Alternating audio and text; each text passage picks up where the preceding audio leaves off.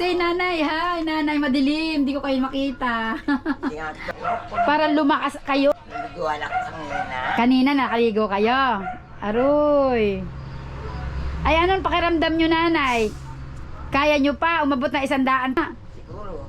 Not sure na kayo makakarating na 100 taon na hindi kayo tumatalon.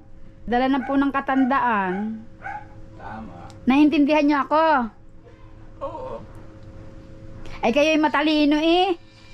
Naku, hindi ko kayo mapapaganon. Alam kong kayo'y matalino. Ay, ako nga hoy, gusto ko pa hong bumalik eh. Ang problema hoy, hindi na ako maaari gawa ng aking operasyon.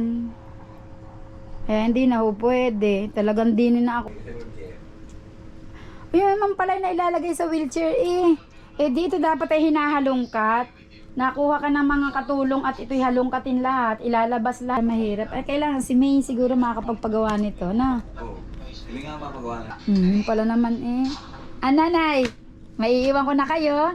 At ako inaantay doon sa amin. Salamat ako. Paraing ka na iyong mga Salamat din po. Ayan nyo, meron pa ako kay Dini pagka kayo ay nagutom. Sa susunod na punta ko dito, idadalang ko kayo nung lata. Salamat.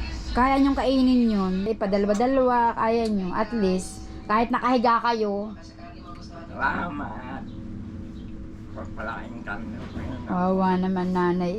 Ay ako nga rin, hoy, ganito din. Hindi ko rin alam na ako'y mauuperahan. Sa taas, hindi ko na nakikita ang taas eh.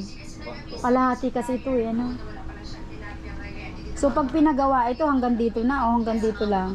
Painom ako, painom. Painom daw, painom! At taas pa rin. Taas pa na po. Ay, Makita eh. mapula na. Salamat. Ay siya, sige na po. Happy birthday. Happy birthday!